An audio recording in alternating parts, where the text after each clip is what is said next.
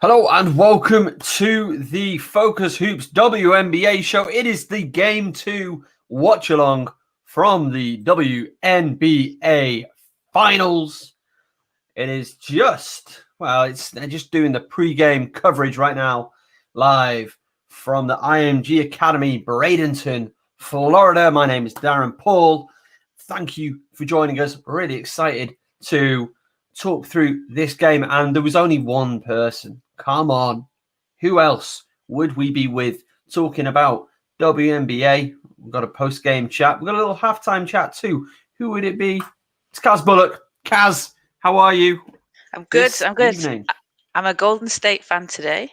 Do you have merch of every team in the world? I like to collect them when I go on holiday and go to NBA or WNBA cities. I like to get a T-shirt for each one. We need to send you to Avellaneda. Let's do it. Get you a Racing jersey. We need to get you part of the filial. Like, we can just have like a basketball section of the filial on the res. So it's the 2-seeded Seattle Storm with the 1-0 advantage in this best-of-5 series over the Las Vegas Aces. Game 1 was absurd, obscene, ridiculous, obtuse, crazy, disgusting. No, it's all right. The final, 93-80 to Seattle. Sounds like a bit of a one-sided affair, doesn't it? Sounds like a bit of a slap in the face of the Las Vegas Aces. Well, yes and no. It was a game of about 5-6 different halves. Caz, what were your major takeaways? Was there any big takeaway that you took away from Friday? That is an awfully constructed sentence, and I apologize. I get where you're going. I took away Seattle are a tough team. They're a really tough team. They seem to be kind of doing everything right, and Vegas were on the back foot again, a little bit like we were saying. They've been coming out of the gate kind of slowly in the last few games against Connecticut, and they seem to do that again. They managed to, I think they were down 16 at one point, and they managed to take the lead in the third, but then Seattle just came back again and kind of ran away with it. Sue Bird had 16 assists, setting a new record. Yep, so that was pretty exciting. Her own playoff record, and of course shared with, let's say it all the world around, Courtney Vandersloot. Breaking that record. Outrageous. Now, I was in the Las Vegas press conference earlier, and Bill Lambert speaking about the impact of Sue Bird and how to mitigate it. He said, we've got to get in Bird's space a little bit, quicken our defense a little bit. And a big problem was Las Vegas missed a lot of shots. Their offense was not clicking like we expected it to. Asia Wilson, I think she started the game like 1 of 4, 1 of 5. I think her and Angel McCoughtry in the first quarter went something absurd, like 1 of 12 or 1 of 10. Can't quite seem to find those numbers right now. Oh, yeah, Angel and Asia were 2 of 10 in the first quarter. So that just goes to show how poorly they started on offense. And Seattle and Sue Bird in particular made hay on transition baskets. The thing that Vegas were doing a little bit differently as well was they were taking and they were making their threes in game 1, which they haven't. I think they'd made more in game 1 than maybe they have done all season. So that's a positive for them. Absolutely. I want to say Kayla McBride had a real nice. Yeah, it was. Yeah, Kayla McBride had a really impressive start to things, and had her game clicking really good. On the broadcast right now, we're in the locker room with Bill Lambert. He's just telling them to execute, work on making their shots, and have fun, and that's going to be an important message. The two sides are not unchanged. Daniel Robinson is in starting. No, sorry, both sides unchanged. Same starting fives from last time. Apologies for the confusion there. I like the addition of Danielle Robinson into the starting lineup. That's a tweak that Bill Laimbeer has made in the playoffs from Lindsay Allen. I think she's really good. She's really good guard. Is Danielle Robinson. And of course, Bird just getting it started with a long 2. Who's going to be 40 in a couple of weeks as well, and she's not showing any signs of slowing down. I don't think is there talk of this her calling it a day, because, like you say, she's not slowing down in any way at all. There has been, and I think.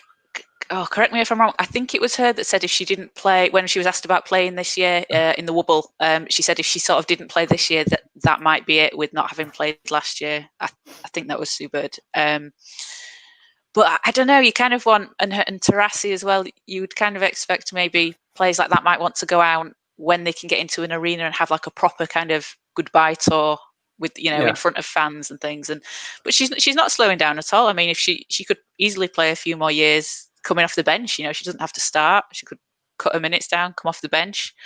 Well, I mean, we saw this season alone, she played as Lloyd's been poked in the face. Oof. She played, 11 regular season games or so? Yeah.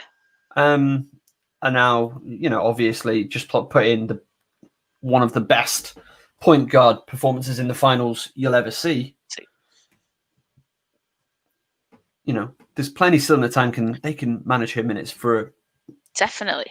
I mean, remember, a regular WNBA season is just 33 games.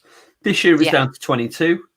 I liked the 22 games. Make it either 22 or 44. I'd like that. Yeah, double it. Yeah. Double it from the Wubble. Yeah. Make it a longer season. Would you have a longer season, or would you try cram a few more games in? No, I mean, it's time to. I mean, sure. It depends what the WNBA is for. What is the WNBA about? But yeah, you could definitely. I mean, we talked about this, and I saw a video clip that you posted from us talking about it. There's room to expand, as the Focus Hoops Alicia Clark, our pick for DPOY scores. Oh no, Robinson rims it out. There's room to expand, and it's America. It's like, surely you can have a regular women's season. So something I came across the other day on Instagram when I was just Googling, Instagramming WNBA, whatever the term there is. There's a couple of guys in Toronto. They have an account, and it's called WNBA TO, and they are involved in a bid to bring a WNBA team to Toronto in Canada, which would be pretty awesome. I mean, it would make sense. Yeah, I mean, basketball is very, very big. Around there, obviously with the Raptors, but the college scene and a lot of the players that are coming out now, the Canadian team as well. Well, and the Canadian women's team, of course, very, very good. Won qualified. The 2017 Euro America Cup. Not too sure what they've done in the more recent America Cups. As Kayla McBride banks in a triple. We're in quarter one. It's 8-9. Seattle trailing as Brianna Stewart nearly scores a ridiculous shot.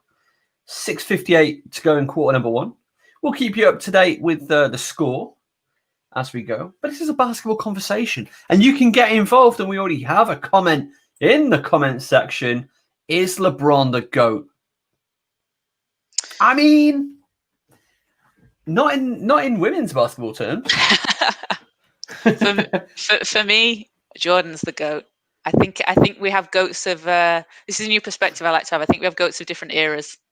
So for this era, LeBron is, but for me, it's Jordan.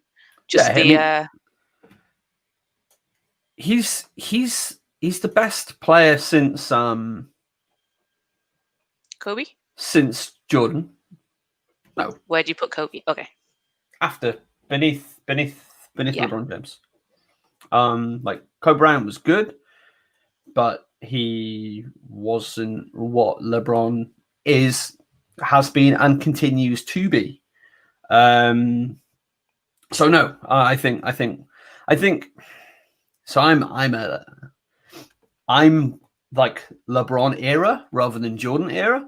So I am more inclined to go along with LeBron James being the greatest of all time.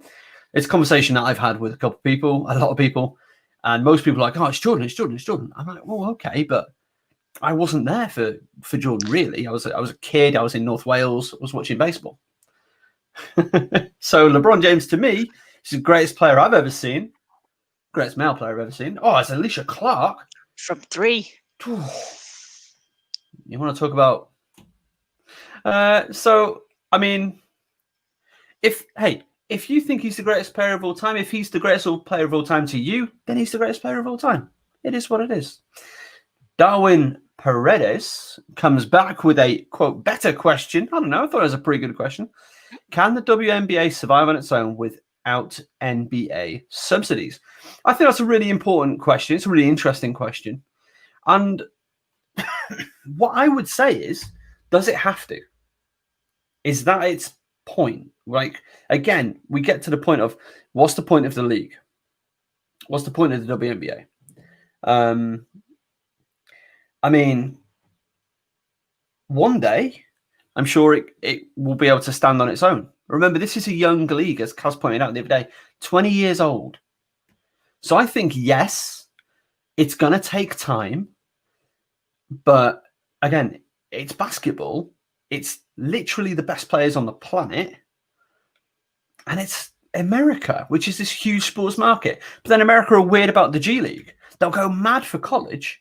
But when you're out of college and let's say you're in the G League, nobody gives a crap. And I'll never understand it.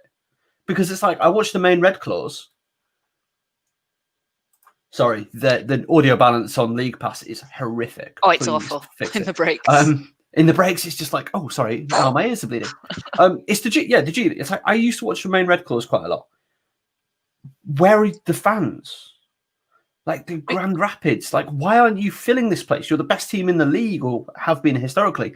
Why isn't your gym full? You've got literally like the second tier of the best players, at least in your continent, maybe in the world. Some could argue. Personally, I think Europeans, whatever. You know where I stand on Europe.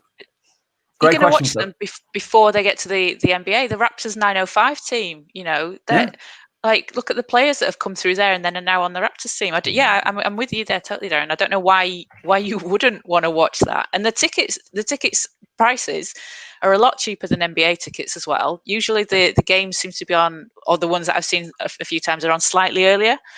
So maybe a bit more, easier for families and stuff that are out there if you're taking kids and things.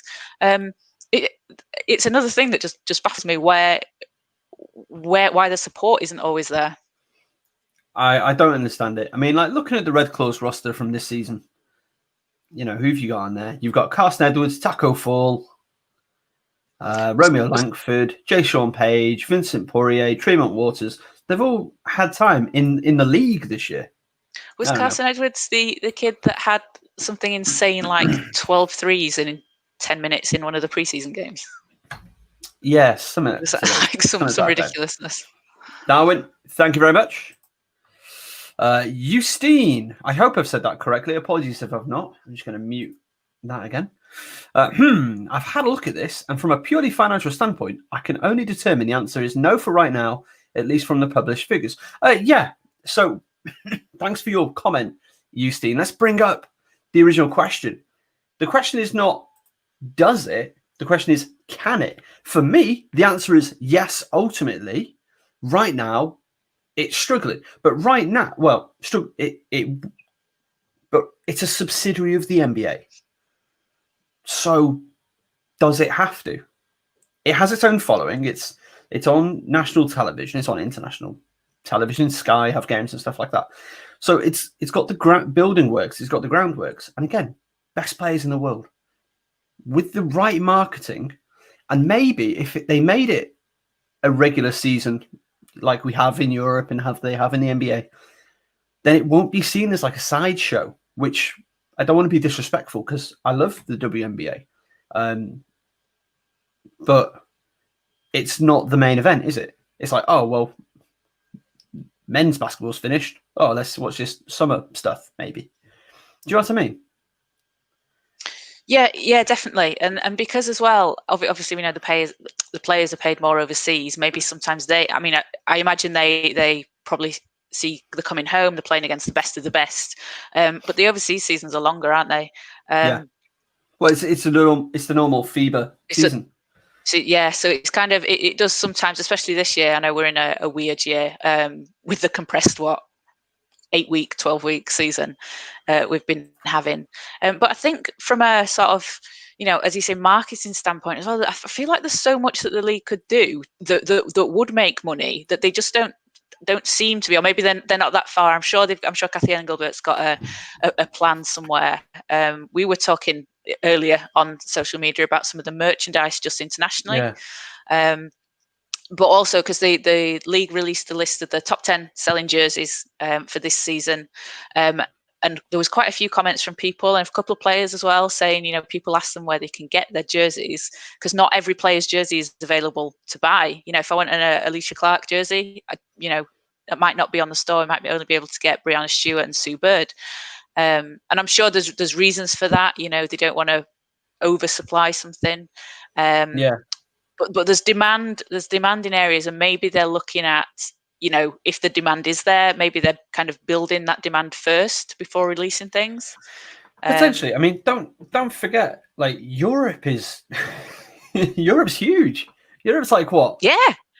How many 100 million people, all with, some quite wealthy, huge basketball continent. Basketball isn't huge in this country in the same way, but we look at Spain, Italy, Germany, Turkey, Greece. This is enormous. Now, they've all got very strong domestic women's leagues. So maybe the WNBA isn't up there for them. But some of their favorite players play in the WNBA.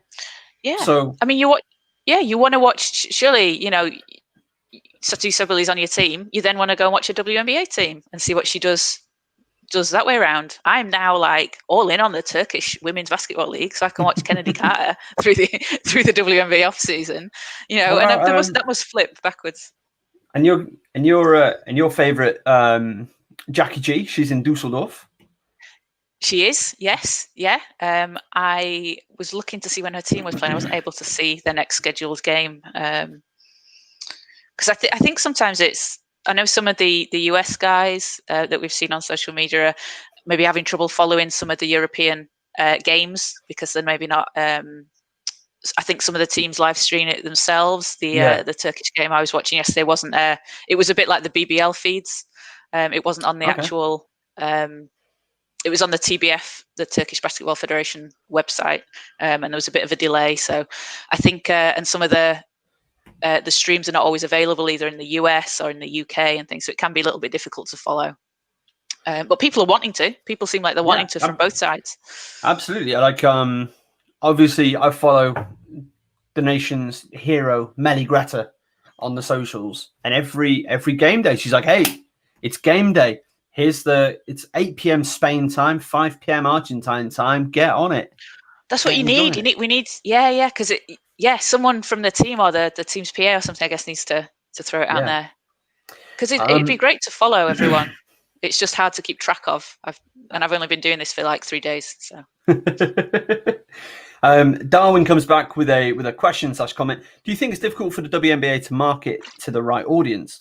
I think it's difficult to market to young boys, especially when girls are barely into sports. Now, I mean, and Justine comes in, and I come in as well with the comment. Oh, sorry, there it is. Girls are into sports. Yes. Women, girls are into sports. Families are into sports. Families are really into basketball. I mean, it's a very family-oriented sport, at least in this country. And I'm guessing in America as well. You look at college basketball, women's games, pretty well attended on the whole. Girls and women, there is a huge market there for them to watch sports. But also, that is a collision. Wow. I would not want to run into Asia Wilson. She would ruin my noise. Back to the point at hand, 23-17 now, Jordan Canner at the line. Q1, 2:30 to go. Sorry, where was I? Girls play sports, they watch sports. Yeah. There's a market there. Now, when I coach boys basketball or under 16, under 13 men's, I always show them women's highlights as well. I say, like, hey, go and watch what Catherine Hulme does. There you go. Just tick that one on your bingo cards. Go and watch what Kat does. Go and watch what Sue Bird does passing. Go and watch all of these players, because for young male athletes and female athletes, it's close. It's more replicable for them than what LeBron James does, for example. So that's one way that can be marketed, being like, you learn from this. And I speak to Andre Lockhart on this a couple of weeks ago, Barbados international, former captain of his country, plays for the best team in Britain right now. He watches women's basketball to learn as well as enjoy it. So women are into sports. Is it being marketed correctly? I mean, I don't know. I'm not in America, so I don't see the marketing so much. But it is an absolute three fest in this game right now. 26 plays 20, 143 left. Q1. I think what is maybe come out from some of the things that you see. So I think the idea of the WNBA marketing to maybe all NBA fans, it's not going to work if you market it to people that only want to watch NBA games, that they want to see dunks and they aren't interested in anything else. You want to market it to basketball fans. And I believe there is a difference between basketball fans and fans that just want to watch kind of flashy highlights and dunks. Yeah. And if you want to watch flashy highlights and dunks, go for it. To you. Enjoy it. But I completely agree with what you're saying. And I think, and there's another point there as well, that, girls not being into sport, there's a huge push at the moment through a lot of different various bodies and governing bodies and things, like the all girls sports, because there is a problem with girls getting to a certain age at school, maybe when hitting puberty, 14, 15, 16, and they don't want to play sports. They don't want to carry on because people either, make fun of them, their peers make fun of them. They have this idea of what they're supposed to look like as young girls, and maybe getting a bit sweaty and running around.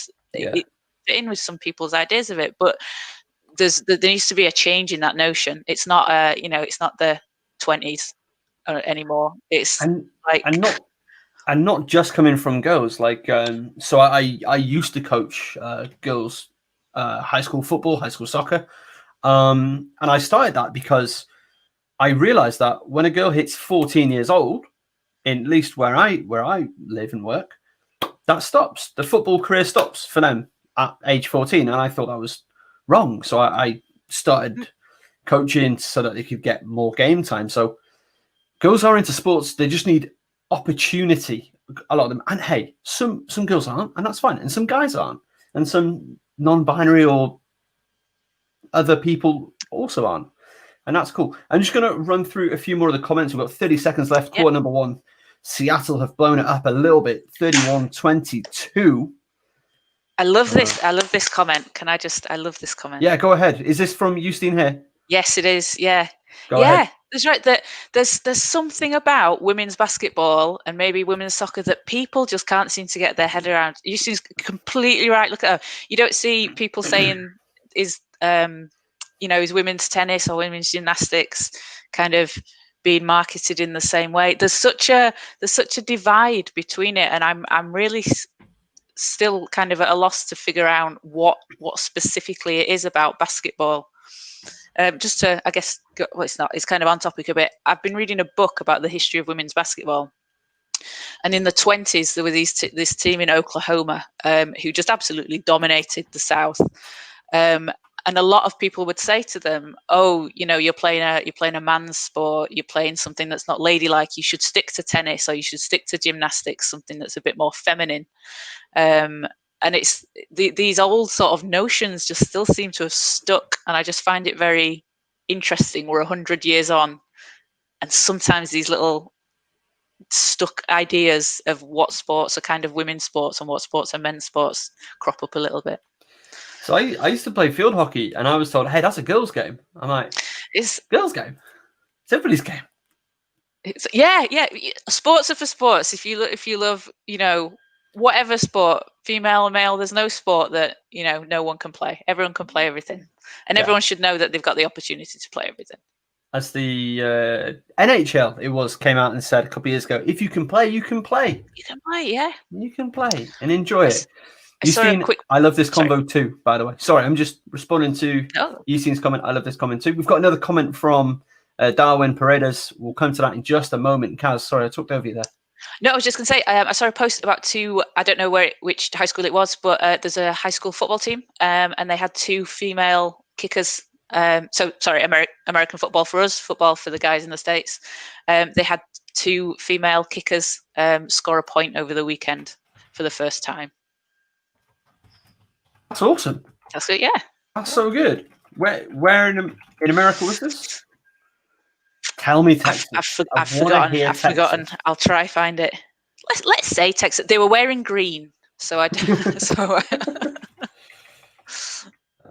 But yeah, like any sport, anybody wants to play. Anyone can do it, and it's something that needs to be encouraged. I think in school, just in school, and just normalized, maybe more than it is. When I was growing up, and I was looking for a female basketball team when I was a teenager, I couldn't find one. There wasn't one, so I ended up joining a university team at 14. Wow. But there wasn't anything out there, and like it's really good to see now that there are. If I was a 14-year-old now, I would be able to join a team somewhere. Yeah, the opportunities for young people now are quite a lot different to what we had when we were growing up. Yeah, definitely.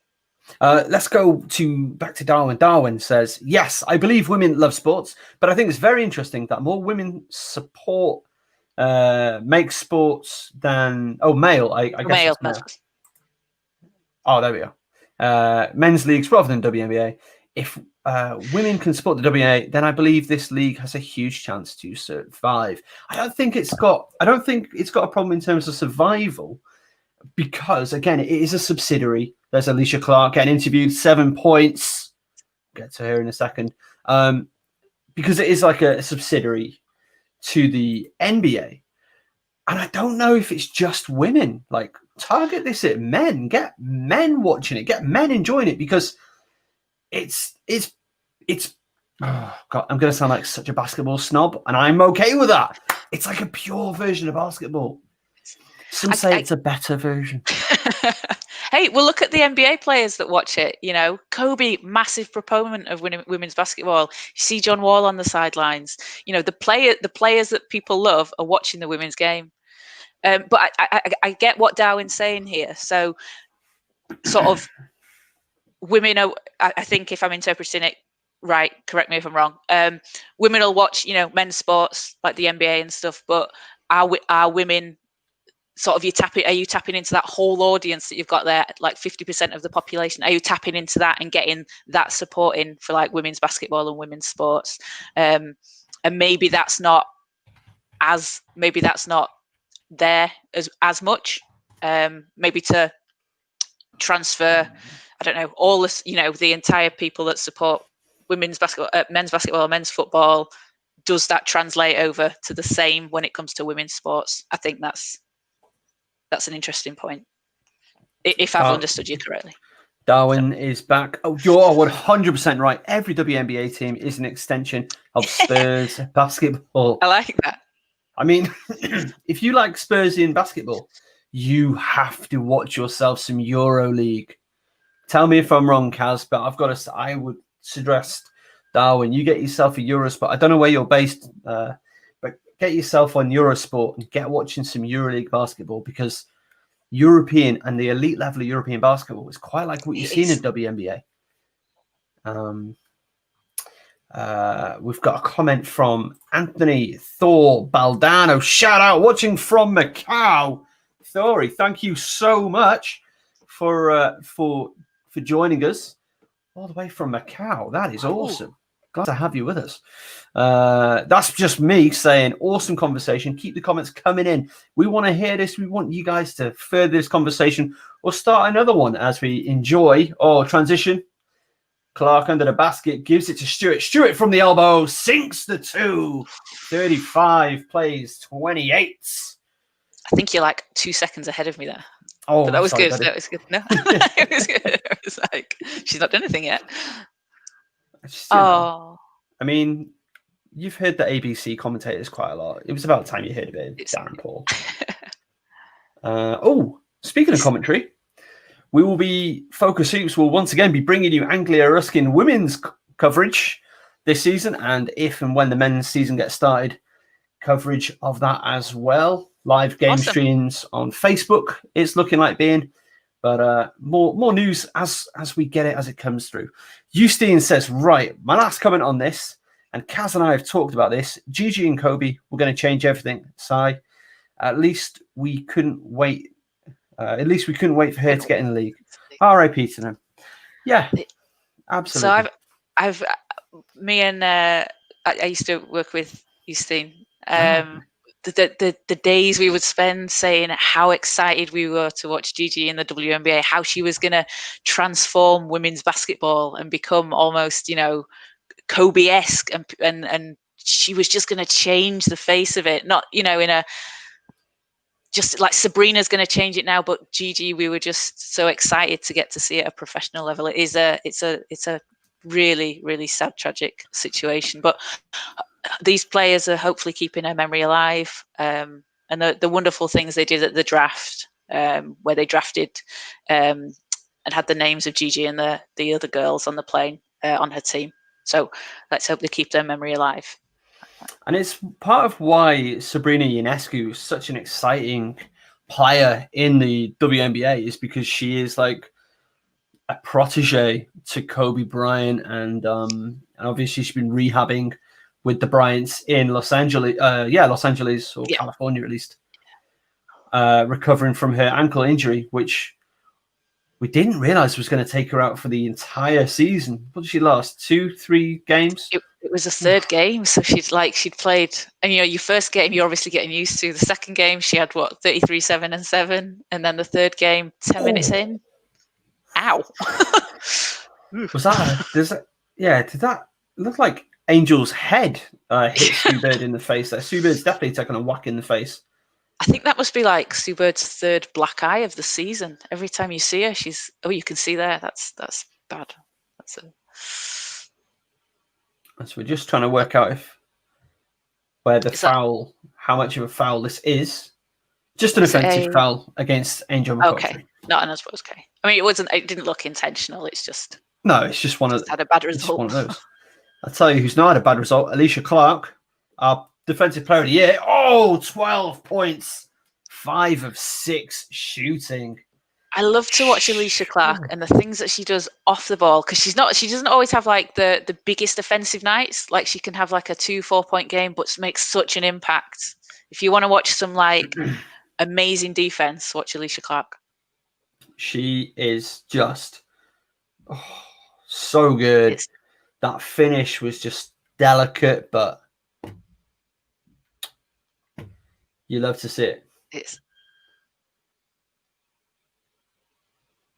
I didn't realize that she was such a good 3-point shooter. I think because she doesn't take too many of them. She because everyone else on Seattle is, but when she gets Brianna Stewart is a good 3-point shooter. Darwin is back. Darwin, I'm from New York City. Awesome. We are global tonight, Caz. I'm from NYC, and around here, women have a stigma that they only watch sports to fit in because their husband or boyfriend watches sport. That they watch to fit in and not because they actually care. Wow. That's interesting. That is interesting because I don't know. I mean, at least over here, I don't know. I'm not a woman, so I can't really speak to this, but that hasn't been my experience in this country necessarily. If women aren't interested, they don't watch it. If they're interested, they watch it. And sometimes they go along with a family or a husband, whatever, and invariably get into it. Like my wife is now a huge ice hockey fan. She's not a huge ice hockey fan after we would go to games in Nottingham when she was at university there. Yeah. And, now she's a huge Bruins fan and all the rest of it. But so she went on with me to go and have a nice day out because it was my birthday, I think. And now she's a huge fan. Whereas with the basketball, she didn't quite feel it in the same way. She's been to a few games, but, so she doesn't really watch or pay attention. She'll listen to me prattle on about British basketball for a bit. But yeah, it's interesting. Caz, go on. That is really interesting. I've had much the same experience. I've got lots of friends that have got husbands, girlfriends, boyfriends that'll come to some of the games sometimes and get really sucked into it, especially the ice hockey or the basketball. And similarly, I've got some female friends that are just so like hardcore football fans, like proper hardcore soccer, football, Man United fans. That's all right then. Yeah, a proper team. If their partners aren't interested, they're like, "Nah, I'm not watching this. You watch it on your own." That's quite an interesting cultural thing, maybe just across the ocean. Actually, we're different. It's interesting that you've brought up Manchester United because I follow their Manchester United women's team probably more so than I do their men's team. But I think women's football, women's soccer in this country is seeing the same thing as what the WNBA is seeing in America. It's like, who do you market to? How do you market? How do you grow? How do you be sustainable? And it's going to take time because, like you were saying about basketball and how it's not womanly and it's not blah blah blah. Football had the same thing. Women's football in this country, in the UK, was enormous, absolutely bloody huge during the interwar and just after the war. And then the FA, because it's the FA and it's what they do, and they're not fit for purpose then, and they're barely fit for purpose now. When we can't have women playing sport, madness. They will rupture their limbs, and it was this outcry. And like they banned women playing football, and it's disgusting because it's like, what? Hang on, what do you do aside from? I mean, MCL ligament injuries aside, there is nothing stopping women playing sport. And even MCL injuries, the bounce back ability of these footballers and basketball players and everything, that's it. That's the only thing. And even that isn't even a reason. It's embarrassing. I'm embarrassed for the FA people who are long since departed, no doubt. And I'm not too hot on the football. I'm not as familiar with it, but was it only like the 70s where it was essentially not banned? I feel like 1973 or 1977. It's a number in my head. Women's football. I mean, it's great. And again, so it's been in the same place as women's basketball. So women's basketball from essentially from the 20s to the 40s in the US and in Canada, we're playing to thousands of people in arenas, like 15, 20,000, which is more than some of the WNBA teams get now. And you just think, all that momentum, all that 100-year momentum has essentially been lost, been put to one side, and you have to restart again, sort of essentially from scratch. And we've only been here 20, 30 years, and you're building something up. It's just, I don't think that's very widely known, is it? And it's, people think, it's been around forever, so why is it not bigger? But it's essentially been suppressed, and women have been not able to play. So women's football, women's soccer, the ban was maintained by the FA for 50 years until 1971. It was banned on the 5th of December, 1921. Banned. Like, it's not even like let's make it difficult. Banned. It's just absurd. Because in a lot of the US, a lot of the colleges would use, so the colleges, if they had men's and women's teams, they'd essentially take the funds from the women's team to fund the men's team. Right. And, women would be left with no kits, like the terrible court, like they wouldn't be able to get on the court for practice times and things. And then Title IX was supposed to shore that up a little bit. Obviously, it was for more equality in the workplace, but some of the people lobbying for it realised that it could be used in the sports world, very, to bring equality to all the sports teams, and that's why it's such a huge thing for women's sports. But still, there's still universities that try and get around it and still try and get past it without doing what it's supposed to be doing to give equal rights to and equal opportunities to men's and women's sports teams and in the workplace. I just don't understand how you can. Oh, that's a nice play that doesn't come off the Seattle. I don't understand. That's not a foul. I don't understand how I just don't understand discrimination. I mean, that's basically where I'm at. And I don't understand how, like, oh, you're a woman, you can't do this. Why not? Why It's can't a crazy. woman play basketball, play football, get an education, vote? I don't understand it. I've never understood it. I never will understand it. It's the dumbest thing in the world. Marianne Drysdale, I think that's her name, Marianne, was a female basketball player, and she was drafted, not drafted, sorry, she was signed by an NBA team in, I think, 8. Is that all good? Sorry, go ahead. Yeah, there was a female basketball player who was one of the greatest female basketball players ever. She signed a contract with one of the NBA teams to get on the practice squad, and all the guys that played with her, people were saying, "Oh, this is a publicity stunt." All the guys were saying, you know, she is one of the best players I've ever played with, male or female. There you go. I mean, one of the best players I've ever played with was female. Remains to be female. You know, it's not quite the same, but like, and I've played with like National League players and all, you know, people who've played pro in like Greece and stuff, and she held her own and more than that. Sonia asks, where can I watch this match in Europe? Well, I don't excuse me, I don't think it's on any of the providers like Sky or anybody like that, unfortunately, today, or at least on their free YouTube. So if you were to get the league pass from the WNBA league pass, it will cost you a couple of quid. I think the season cost is like £15 sterling. If that, yeah, it's ludicrously cheap. And it's cheap not because the product isn't valued, but it's cheap to get it in front of people. They're basically giving it away. Which, you know, people go both ways on it. So I would suggest League Pass. It's a couple of quid, and you're going to have the whole season there. And it's been a great season of basketball.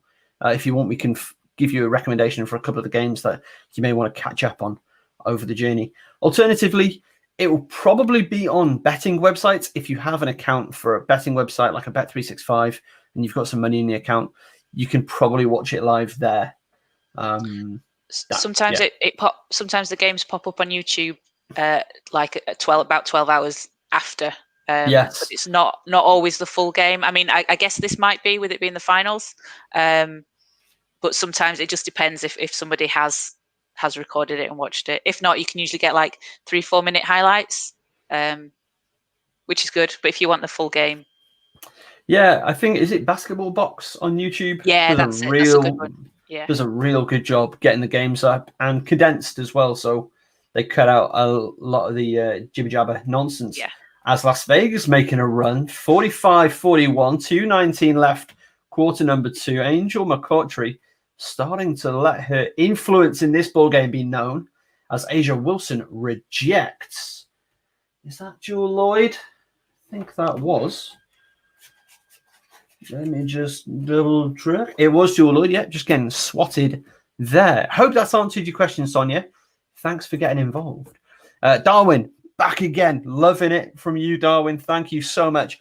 Many of us here in the USA thought that WNBA was really going to take off after the 2013 draft. Griner, Della, Don, and Diggins came in. They seem to be the most well-marketed players. I would just want to talk about Della Don. So in the halftime, I think they or like in the ad breaks, they show players walking into the arena for the finals. Elena Della Don looks like the most normal person on the entire planet, whilst being the greatest basketball player on the earth at that time. Do you know what I mean? It's just kind of like, no, hang on, you're a superstar, and you're just like in a really comfy jumper, and you just look like ready. She's like, I'm just popping to the shops, not I'm popping to have a life, career-defining moment. She's awesome. Yeah, I mean, I can't really speak to that or how well that went. I don't think it really helps all that much, like the discourse around, for example, Brittany Griner, when it's just like, yeah, but Boogie Cousins versus Brittany Griner, it's like, what? Who does that benefit? Where does that help? I don't know. I think Skylar Diggins-Smith has been incredible. And again, the fact that she came back she was pregnant when she had her best career year. Then she went and had her baby in maternity leave. Then came back and was just as good, if not better, after having missed a year having a baby. That's an amazing story that could be marketed now and at the same time. Then I don't know. For me, I do wonder how much the fact that this season, the NBA finals happens and then it's like, oh, more basketball. And people get fatigued by sport. Like, so in this country, women's football now runs concurrent with the men's calendar. Might that take some eyes off it? Perhaps. But people get fatigued by basketball, by football. Like even we, or I don't know, I can't speak for everybody, but even I need a break. So when it comes to, the end of the regular season before FIBA starts, it's like, oh, break, brilliant. Because I just need to like sort of reset a little bit. And I'm sure that I'm not the only person in the world that has that feeling. So maybe there needs to be a bit more separation in calendar. But how does that work with the European system? Because we've got like very established, very well-paying leagues over here. I don't know how you're going to marry the two. As we see a no-look pass from Sue Bird into Alicia Clark's hands. And Alicia Clark obviously scores it because Alicia Clark is different gravy. I think she is. I think as well, even though 2017, 7 years ago, how are we now? Long the whole approach to just social media marketing as well has totally changed. So yeah, I think those players really were marketed quite heavily. But if you look at the players that we've got now, look at Sabrina coming into the league, Kennedy Carter, the GOAT of the rookies, Asia Wilson, not maybe not so much Angel, some of the older players, but some of the 2-3 year players that we've had coming in, especially Asia. She could easily be the face of the league. And Brianna Stewart, she's only in her 4th season. I think we're maybe sort of replicating that 2013 like notable players era, but just with the availability of social media and things like that now. It's probably a bit more easier to push and probably easier to market and get out there. So maybe it's another opportunity. Maybe it kind of didn't work as well as people or do as well as people had expected. But I think maybe this year, next year, you're going to see a similar thing. And hopefully that'll reach the people it needs to reach. And I think this season's given a lot more visibility to the players and the teams, just with some of the games we've had. Getting stuff on Sports Center as well. Some of the buzzer beaters, the top plays that we've had, the close games. Hopefully just little things like that help expand the audience a little bit. All you need to do is just catch a few people and hook them in. They tell some friends. It spreads like that. It's a marathon, not a sprint. So, yeah. Now, firstly, the draft classes over the last couple of years have been so incredibly loaded with awesome stories and phenomenal players. I mean, just look at this Las Vegas roster. Quite a few, and if they had the full roster, quite a few of their own picks in this roster. Same goes for Seattle. The league is absolutely loaded.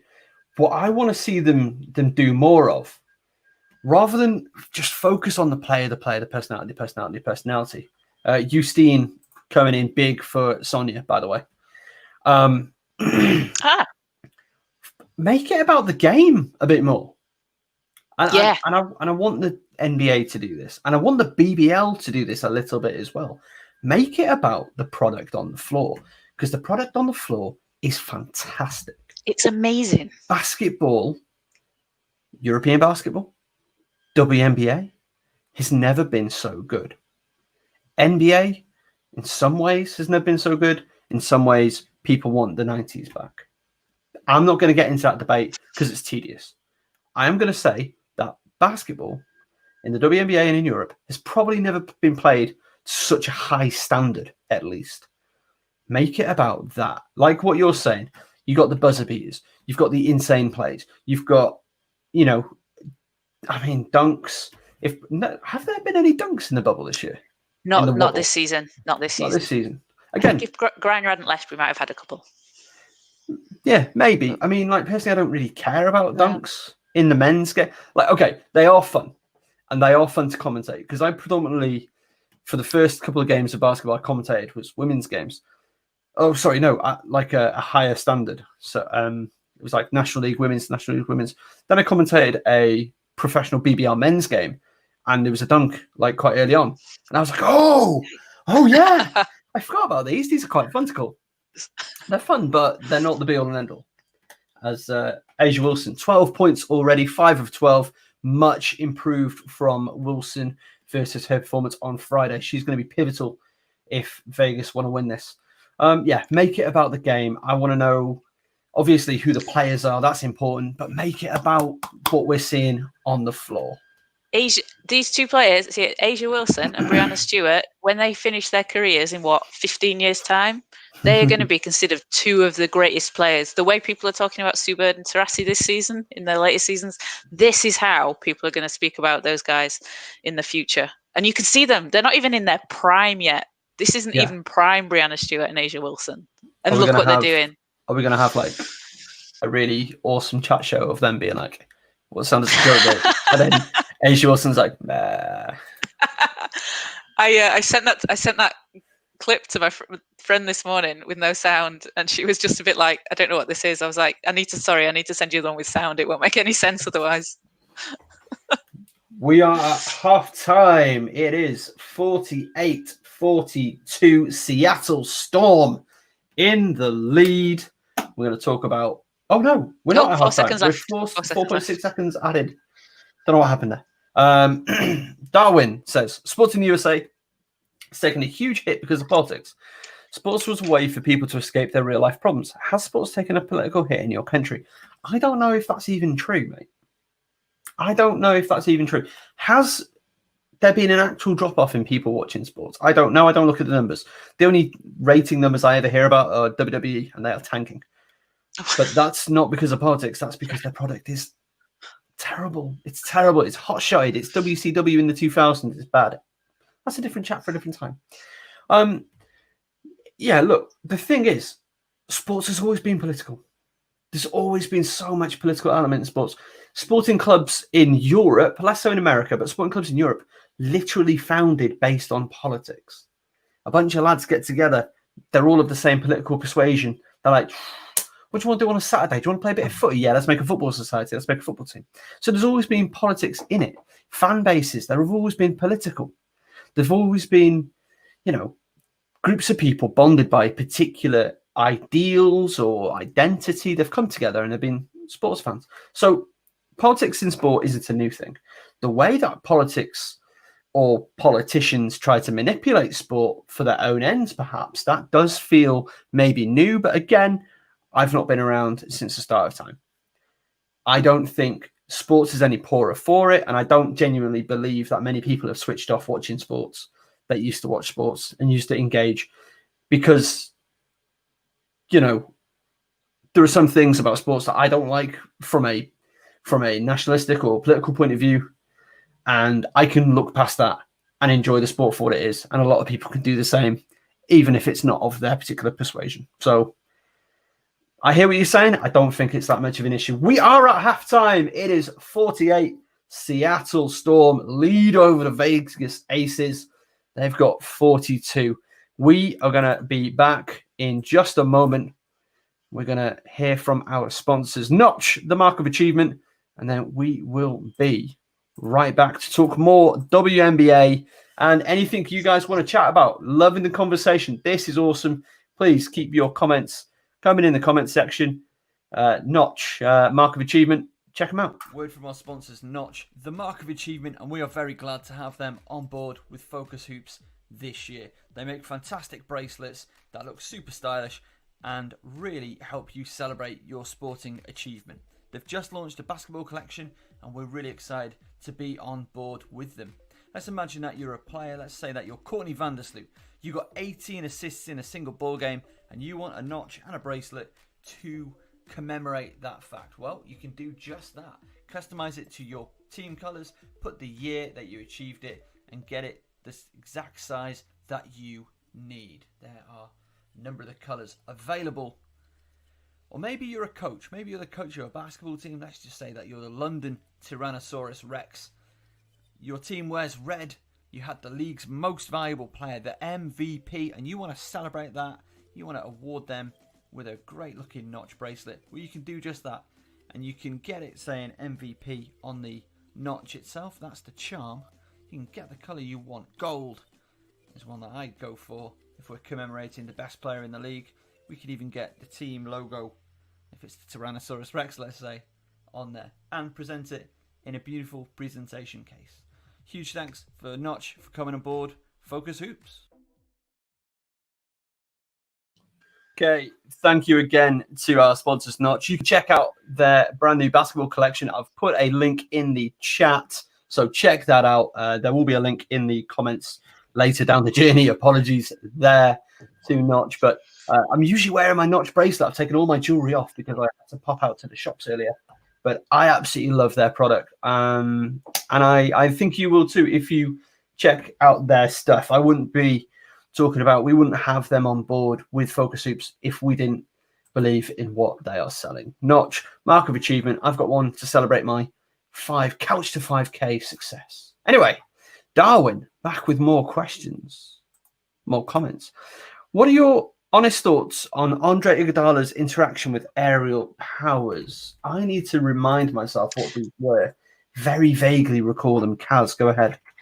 I was just going to say I need to remind myself as well. So I think Andre Iguodala tweeted out like number 23 has some nice moves. Yeah. That's the one. Yeah. And Aerial Powers said something along the lines of, kind of learn my name, essentially. And then I think they got into it a little bit from that. I see where, like, I can see why Aerial Powers reacted the way she did. I know some people think maybe it was a little bit of an overreaction because he was obviously kind of complimenting her and drawing attention to her game and stuff. But I think sort of the argument some of the players have said is, yeah, but when it's constantly, oh, here's a number, look at this woman, look at this, rather than saying, oh, Aerial Powers is having a great game, because it doesn't take, how long does it take to Google who's number 23 for the Mystics? Sorry, just need to stop my my screen closing. So I see where she was coming from. Yeah, maybe it didn't. Maybe it escalated kind of and took away from the initial kind of compliment that Iguodala was giving her. And highlighting women's basketball, but I think I don't know if there was maybe a bit of history there with maybe some of the comments that Iguodala might have made about the women's game in general. That one, yep. So I don't know if there's a bit of bit of history there. But I don't know. Did they talk it out? Did they sort it out, or did we leave it hanging? I honestly do not recall because. I don't know. It's one of those where I don't. Oh, that's me. Hi, how are you? That I don't tend to pay a huge amount of attention to. I don't think it's good. I don't think like the sniping. Like, I mean, good for you standing up for yourself or good for Aerial Powers having words back because if she felt slighted, then defend yourself 100%. But yeah, it's not so hard to Google, oh, who is XYZ for this team? Who wears 23 for Washington? Literally look up the box score, it tells you the number now. Yeah, to be fair, it's not hard. So, yeah. And but I think it's a case of it wasn't this one thing. It wasn't this one, as she goes on to explain. It's not like this first time this has ever happened, so that's why she's blown up. It's just like little by little by little, and he's a player, he should get it. Yeah. Me on a sofa, average guy on a sofa, maybe doesn't get it in the same way, right? But he's a player. He knows he gets this. He should be above that. He should just have a little bit more time and a little bit more respect for a colleague doing the same job as him, earning considerably less, by the way. Considerably. Just yeah, it's a little bit of respect thing. So yeah, kind of something, kind of nothing. Just be a bit more respectful. It's not hard. It's not hard to do a little bit of Googling, is it? Look, I mean, I just found that like right there and then. I'm going to crack open a beverage now. Not sponsored, but hey, if you want to come on board, you let me know, Virgils. I'm drinking a cheeky little root beer. Ooh. Yeah. Oh, Again, I'm a teetotaler, as I go on about ad nauseum to anybody who will listen. And a colleague of mine bought me some root beer because I absolutely love me some root beer, and I'm going to enjoy some whilst watching the second half. Sounds good. I've got some Aldi water. Oh, Aldi's the best. Aldi do click and collect now. It's a game changer. Do they? That is a game changer. That is a game changer. Not at my not at the Aldi that's just open near us, but soon. Aldi, if you want to come on board. You don't need anything else. I mean, man, if Aldi's got click and collect, that's the world sorted. I mean, I just need, that is the world sorted. I just need them to stock the good root beer. Yeah. No more product placement for this good root beer though.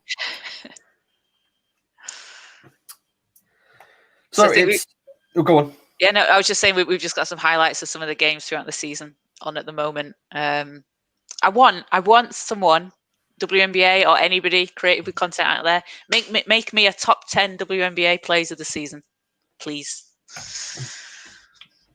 Shea Petty's going to be a. Why don't you do it? Why don't you? Might have this done by January if I start now. Well, to be fair, how long did it take for me to sort that Anglia Ruskin finals thing out? They won the trophy in February. The video came out like 3 weeks ago.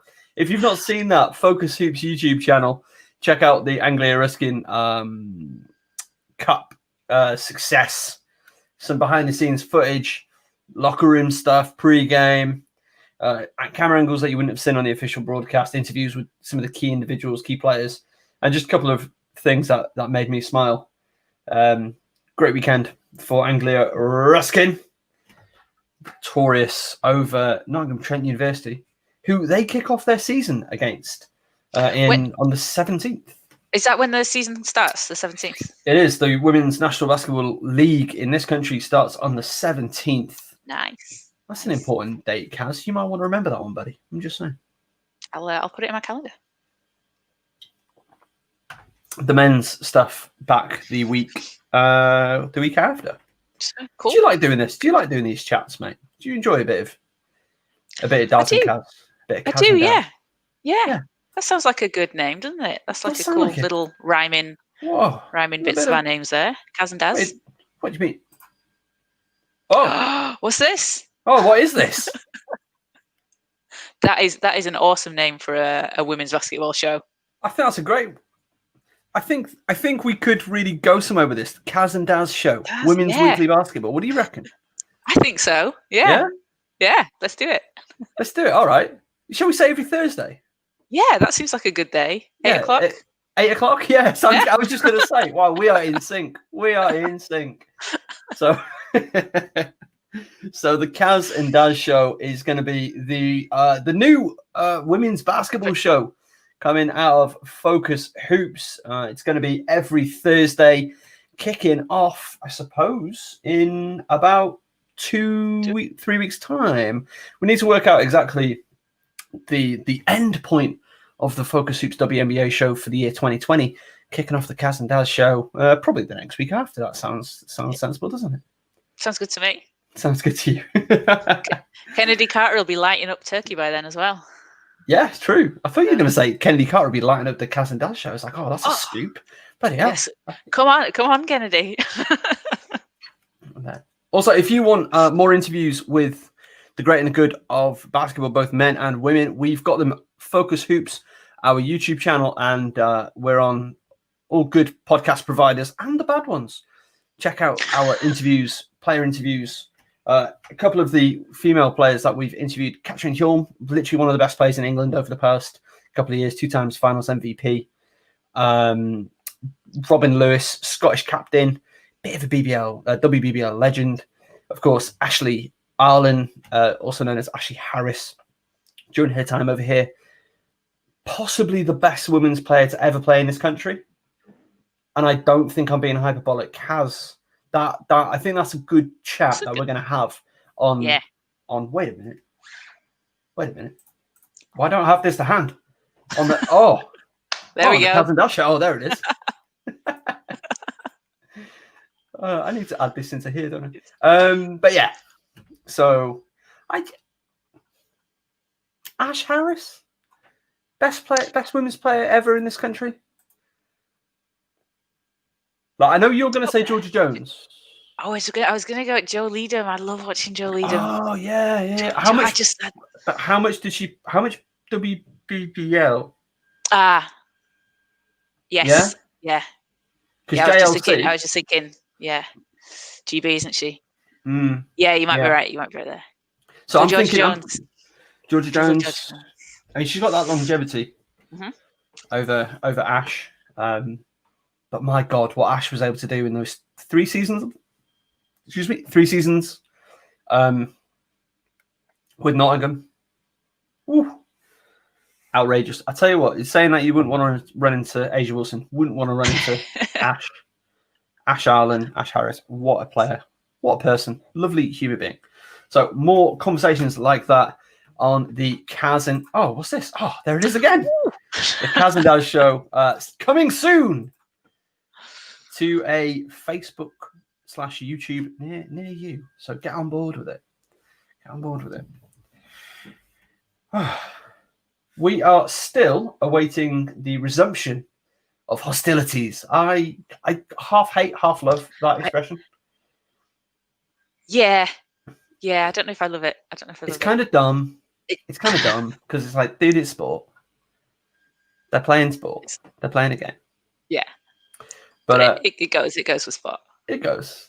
But just want to say huge thank you for everybody currently watching live on demand. If you are watching on demand at a later point, thank you. And let us know what you made of the conversation in the comments. We read every comment. We'll get back to you. And if it's a particularly cool or interesting talking point, then who knows? We might nick it and talk about it on the Caz and Daz show. Will we give you credit? Of course we do, because we're ethically sourced podcast content producers. What on earth? What do you think of those New York jerseys we just had on, the Seafoam ones? People seem to either really like them or really dislike them. Oh, I love Seafoam. I love Seafoam as a colour. Nice, it's gorgeous colour. I've got a zebra mask, so obviously we all wear masks.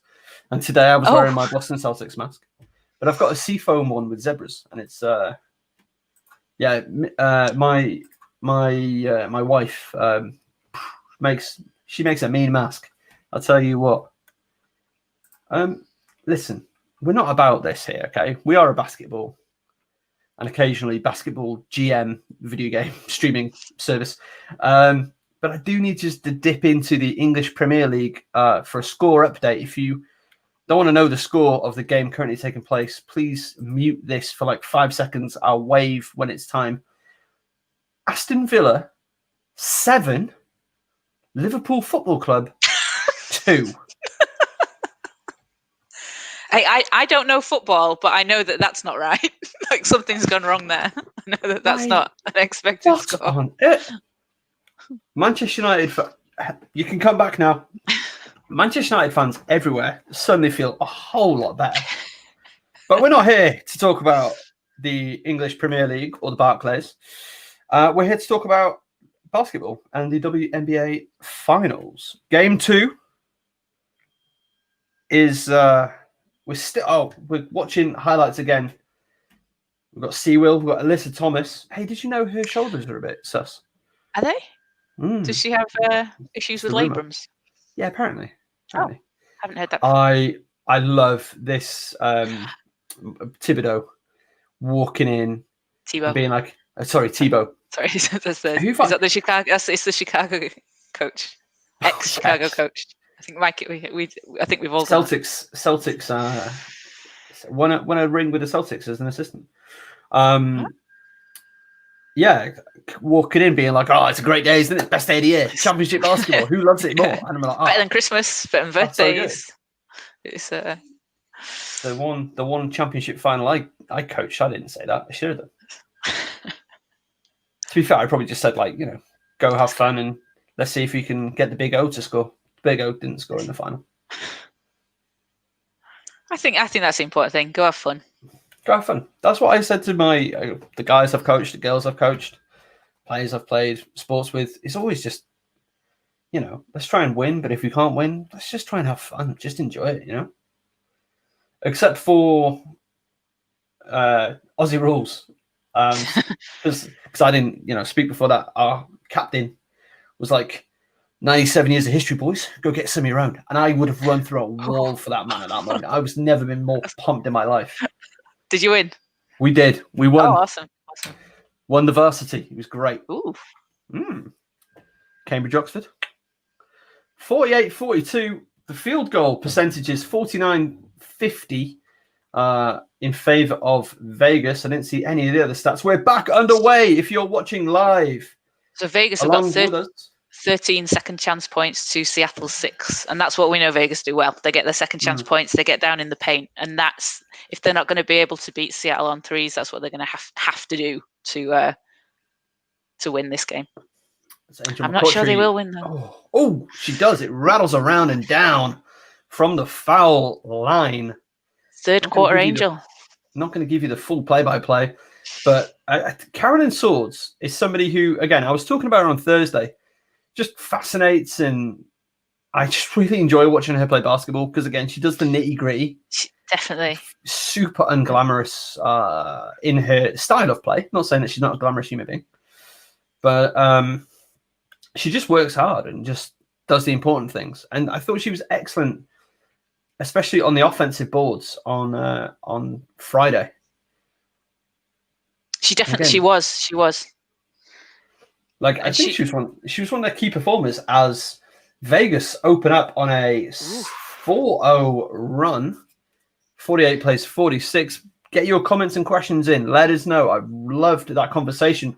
We're tied at 48. Asia Wilson knocking it down from the painted area. Bill Laimbeer got Caroline Swords to come out of retirement as well from the front office, which is the second time he's done that for a player. When he was coaching Detroit, and there was a bit of a brawl between the Sparks and the Detroit Shock at the time. Detroit had so many players suspended. Bill Laimbeer phoned Nancy Lieberman and asked her to come out of retirement and play at age 50 in the WNBA. 50, yeah. That's outrageous. That's awesome. It's crazy. That's a record that'll never be broken. We say that. So Sue Bird. Yeah. So Seattle briefly had the lead. You'll never guess who scored it. It was Alicia Clark. FocusHoops. We love Alicia Clark. Player of the year. We do love Alicia Clark. I'm excited to see. Where's she playing in Europe this year? I don't know, actually. It's a good question. That is a good question. If you want to get your questions in, get them in the comments, and they get popped up. Again, like Darwin's question from earlier, had me thinking about. I forget who it was. Was it Alicia Clark who tweeted at the Heat? It's like, oh, you all get hats and t-shirts. That's nice. Who was it that tweeted that? I think it was Jewel Lloyd. Yes, Jewel Lloyd. That's the one. Chat, isn't it? And she's got a point, man. She's got a point. Like, the Eastern Western Conference champions get their confetti, get their hats, the celebration, their little their trophy. They get a trophy for winning the Eastern and Western Conference. And what do these women get? Like nothing. Not even a little bit of confetti from the ceiling. And I get it because we don't have conferences. Yeah, throw it. I mean, there's no conferences, so I get it. So you're sort of saying, oh, you're just have something that says semi-finals winner. Something, a hat, anything. Give them something, please. I agree. As Vegas take the lead, Kayla McBride from 3. 52 plays 53. We got 7 minutes left. Q3. Asia Wilson with the pass tip into her hands. Transition buckets for Vegas. 55 plays 52 now. Favor of the Aces. Going to stop doing this before the WNBA come for me or offer me a job. It could go either way, Darren. Could go either way. They could shut us down, or they could be like, hey, this guy, I've heard him on the Anglia Ruskin and London Lions broadcasts. Justine says, can we take a moment to appreciate the ball movement in this game? Justine, you're not wrong. Caz. It's beautiful ball movement. It's beautiful the way that both of the teams are moving the ball. Seattle, I especially like watching Seattle's ball movement. The thing with Seattle, I do bang on about this a lot, so apologies everyone, but Seattle have kept such a lot of their core together, as opposed to some of the other teams. You can't do that. That's bad. They just let Sue Bird just do what she wanted. Like Sue Bird gets to the no one was out there. And nobody's close, and it's just like, I'm just going to drain this. Don't worry about it. We're tied at 57. This is a good game. Seattle have kept such a lot of their core together. They just know instinctively where everyone is all of the time on the court. It's so important. Or did they just turn it over then? Was that a timeout, or did they just turn it over? It was because Sue Bird ran into somebody and then stepped out of bounds. So they don't always know where everyone is all the time. But I don't know if she was hoping for a foul there or so. I don't know quite what. Jamisha Card, I hope I've said your name correctly. Love the question. Thank you. Who you think are going to win? Well, I said beforehand. Oh, excuse me for the clap there. I went Vegas Aces. You went Seattle Storm. Greg said something. I said in 4. You said 4. I said Vegas in 5. Greg said Vegas in 5 as well. Word. Yeah. But this game, I think Seattle will win this game by 2. By 2. Aces by 7. Oh. Yeah. What's gonna go wrong for Seattle? Or what's gonna go? Is Asia turning it on? You know how like sometimes games late just get a little bit weird. Yeah, it's probably just a bit of that action. It's one of those where it's like it's really like a 4-point or a 3-point win, but it sort of just gets inflated. I mean, to be fair, Stuart's going to make shots like that with a hand like in her actual face. And Breanna Stewart last game, 37 and 15 rebounds, breaking her playoff record. I think she was 2 points away from Angel McCoughtry's all-time finals record. Where are my notes gone? They were written down somewhere. They've gone. Justine says, I love Ace's energy come out of locker rooms. I mean, come on. They're coached by Bill Lambert. They've got to, like, if they don't come out with energy, they're not going back in there. Do you know what I mean? Like, he would not take prisoners.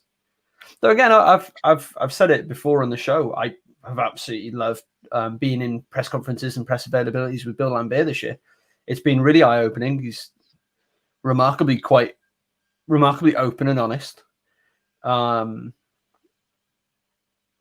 I can totally see why he's won 3 WNBA championships from that personality side alone. Obviously, he's got the basketball brain. Like, I mean, come on, look at what he did as a player and part of that team. You know, he's such a big part of the Bad Boys Pistons, both the good and the Bad Boys sides of that. So, Justine, it should come as a surprise to nobody that they come out with energy, but I got to say, I agree with you. I love that energy. Got any more comments? Get them in the chat. We will get them up on the screen. Get involved in the conversation.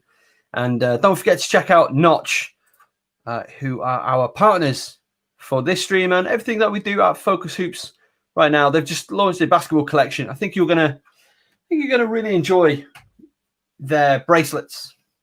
Mark of achievement. Are you a basketball player? Is Darwin Paredes? Is he a basketball player? Did he win MVP in his local league? Sure, gotta be. You know, has he won awards? Has he made some career highlights that he's real proud of? Get a Notch bracelet to celebrate those achievements. That's what they're there for. As we see, the Mystics, they won the finals last year. They seem excited. Something I would like to see as a just little tweak to League Pass, little improvement. Maybe some variety in the adverts. A little bit would be nice. Is it better than the orange screen of doom? Do you know what it is? Yes, it is. I would rather be watching the same basketball highlights 50 times than that orange screen. Because as well, when that orange screen comes up, you don't know if it's coming back. You don't know if something's frozen. Have you lost connection? Do we just not transmit to the UK anymore? You don't know what's going to happen. So at least with the highlights, we know something's going on. So so this is Miesemann had finals MVP last year. So are we? If Vegas win, Asia would win it, and if Seattle win, would it be Brianna Stewart? Would that be how you think it would go? Or could someone else maybe creep into, have a bit of a surprise game? Alicia Clark. Yeah, she's so great. She does it on both ends. That's the thing. I think. I don't know, but maybe her offense isn't. Maybe it's not as up there with what Stewart's done in that first game. Yeah, that'd be cool to see, though. She's shot more efficiently than Stewart has in this game, with just 1 fewer points. Really? Same rebounds, more assists, 1 steal each. Though Alicia Clark has 3 personal fouls. Okay. How many is Stewart on? 0. That's 0. That's good. That's good. Sometimes that's good.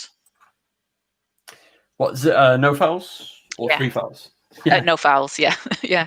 Just going up against Asia as well. McBride from a mile away. This is a shootout. This is a shootout. 62 plays 62, 4:06 left in quarter number 3. If you are watching along. So if you're Vegas next year, Kayla Bride's their best 3-point shooter that they've got. Do you Brianna Stewart from 3 from anywhere? Brianna Stewart. Yeah. Do you as Vegas maybe think, maybe we need to invest a little bit more 3-point shooting, or do you kind of stick with Bill Lambier's dominant inside mid-range post play game? Kayla McBride again from the mid-range, like you just said.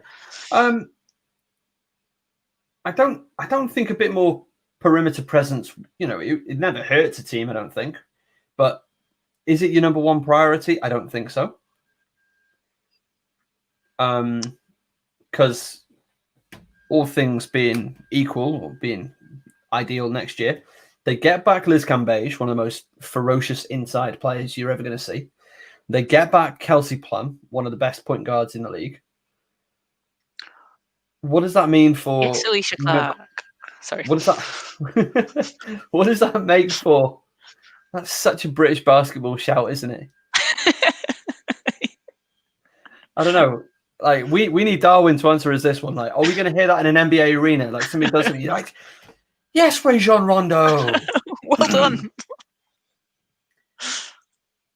That was a nice pass. So, do they need to strengthen at the perimeter? Again, I think they do need a bit better shooting outside, but I don't know. Like, it's clearly worked for them.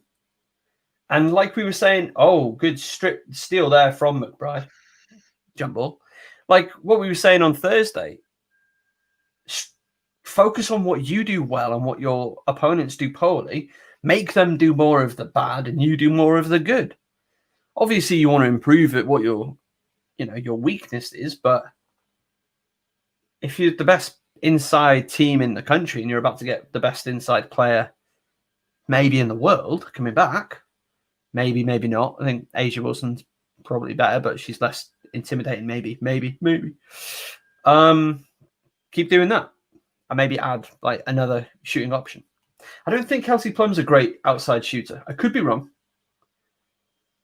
I think she's more mid-range, isn't she? From what I recall.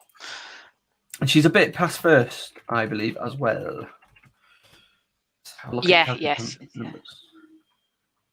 I wonder. So I'm obviously, it's a shame to see some of the players sit out like Cambage, but I think having Cambage out has given Asia Wilson just the opportunity to absolutely shine, and she's been able to evolve her game a bit as well. Without playing with such a dominant center as well, she's been able to kind of take control of the team, and I really like to see that. And I hope if Cambage is back, I hope her role there doesn't diminish.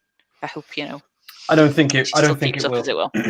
I don't think it will. Again, listening to what Lambert was saying in the pre-game press conference, he was talking about the confidence of Wilson growing. Like in her first year, after game one, her confidence would be shot. After last year, her confidence would have dipped. Now she knows who she is. She's a machine. That was an exact quote from him. Asia's a machine. She goes out and does her job. She missed a lot of easy shots, but we usually make. Oh, that's a different comment.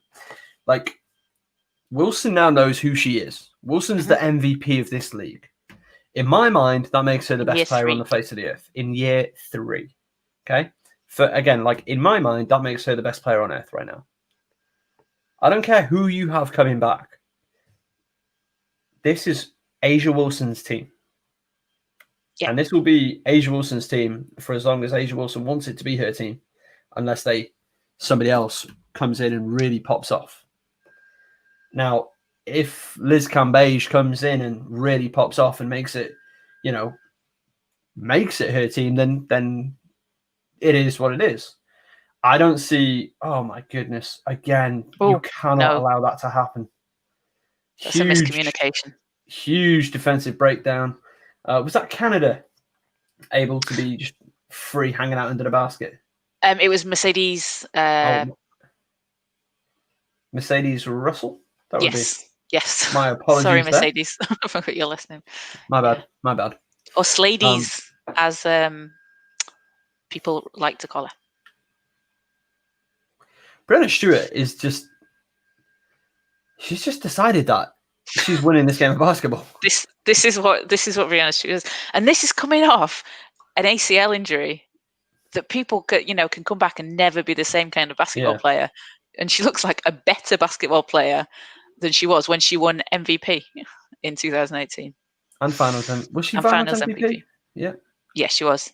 And, everything. Breanna Stewart. In year four, this is so exciting to see the progression of Breanna Stewart. Oh, Kayla McBride down in pain. Looks like she took a knee to her left thigh, maybe her knee, hopefully thigh. Because that's going to suck, but it's less likely to do real damage. But that was an offensive foul. Oof, yeah. No, you can't do that. No. It's an illegal screen. Moving, got a knee right in the middle of the thigh. Dead leg. Not fun. 75 plays, 68, 6.1 seconds left. Quarter number 3. Wilson inbounds. It's still going. Oh, wow. That's tough. That was a tough attempt. Who was that? I think that was Jackie Young. I think you're correct. Who's not been... Yeah. Jackie Young has done not a lot in today's game. No. From a stats point of view. She struggled a little bit in the playoffs. And it is only, it's her second season? Yeah, she was first overall pick last season. Yeah. And I think Bill Lambert was saying to her after, a game she maybe didn't play as well as she'd wanted, said, that's not your game, but just make next game your game. Right, Caz, I am going to dip out for just a second. You are going to hold the fort. Okay. And we have a question. Yeah. From Justine. Okay.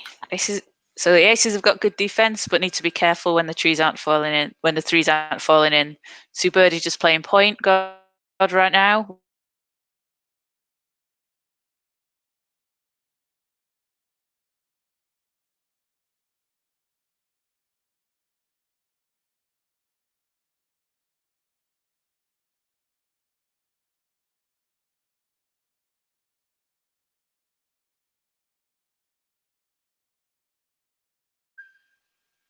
There we go. I think that's back. Sue Bird is just going to be able to get the ball to her teammates when she needs to. She knows where they are, and she's such a good player to watch. Such a good player to watch with the assists. And the Aces have had great defense all season, really. They've been a really strong defensive team. I think the only problems they're coming up against is that the other really good defensive team all season long was Seattle. So we've got two of the best defensive teams going against each other. I would have really liked this season to have seen Sue Bird go against Diana Taurasi in the Phoenix and Seattle games. But I think in the Phoenix games, Sue Bird was out with an injury, and in the return, Taurasi was out, so we never got to quite see them together there. Is my sound okay there, Darren? I think I lost the connection a second. Yeah, good. Your sound is all good. Would have enjoyed to see Taurasi and Sue Bird go against each other in some of the games this season. 2 point gods. Did you say point gods? Yeah. Point god. Point god. Point goats. I don't think I've got I think the Yorkshire accent doesn't do it justice.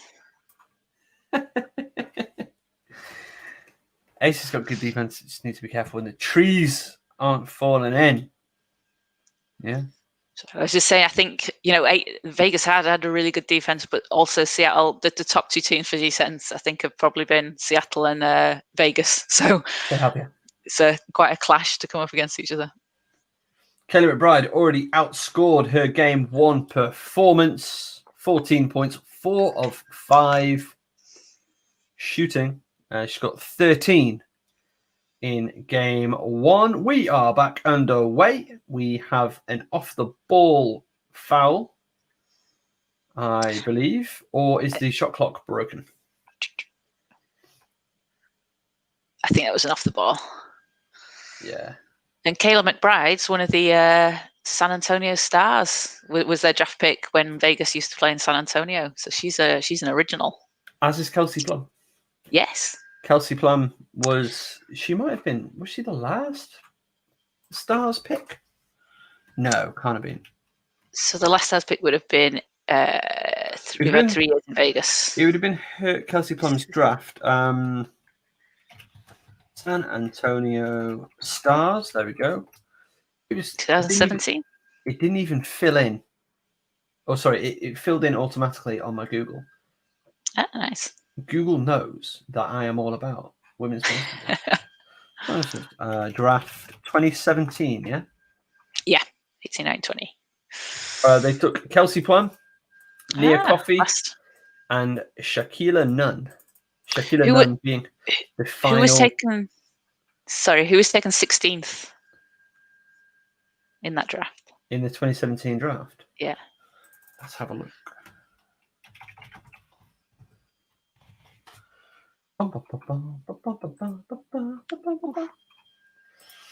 16th overall pick, Leticia Romero by the Connecticut Sun from Spain. Played her college ball at Florida State Seminoles. I have already clicked on her Wikipedia page because I was researching her for an article I wrote. She really? Played for the Dallas Wings. It was about the Crystal Dangerfield article. Yes, yeah. She has a 2017 Eurobasket gold, 2015 bronze, a World Championship silver medal, 2014 Olympic Games 2016. So she did not play for Spain at the 2019 World Cup, 2018 World Cup. Evidently. Oh, right, yeah. Yeah, and we haven't had won the Olympics this year. Or did Spain just not place? Spain played, didn't they? No, they played, but where did they finish at the World Cup? Oh, now you're asking. That's the question I'd ask you. Oh, so the final of that World Cup was USA smashing Australia. Spain. Did Spain come fourth? No, Spain came third. They beat Belgium. MVP? Oh, guess the MVP of the 2018 FIBA Women's World Cup. She's come up in conversation already tonight. Melly Greta. All the ball. I wish. Oh, Brianna Stewart. Angel McCourtry, 15 and 7 on the game tonight. It's just a ridiculous shot. Like it's when shots like that go in that as a team you might be doomed because that ball had no right going in the hoop. It didn't. That was Jordan Canada as well. Just flinging herself. Yeah, hey, making the Melly Greta play, driving in, going baseline, putting it up. But I don't know if she got taken out or just ended up on the floor by some other means. But that's a nice play. Doesn't get it to go. And that can be so disheartening as well when you see how it drops, a shot like that drops for Seattle, and then Danielle Robinson there driving, trying to make the shot, and it just kind of bounces out. It can be so disheartening, and then Seattle do that, and all of a sudden it's a 10-point game. That's Natasha Howard with the putback, just deflection almost. And it's 83-73 with 7 minutes, 12 seconds left in quarter number 4. And it's starting to get away from Vegas like it did in game 1. In game 1, they were thereabouts. They were right there. It was tied at 67 with about 20, 30 seconds left in quarter number 3. 2-point advantage for Seattle going into Q4. And then they, bang, blew it wide open on that occasion. Are we going to see the same thing here? Do you know what? I'm going to say something. I'm going to say something completely obvious for me. I want to see Carolyn Swords out there. She's played 11 minutes. Which is a surprise. What's a foul? A foul 3. count. So that's not great, but they have loads of fouls in the WNBA. It's ridiculous. Yeah. I don't know. It does annoy me. I don't know why it annoys me. The amount of fouls they have just annoys me.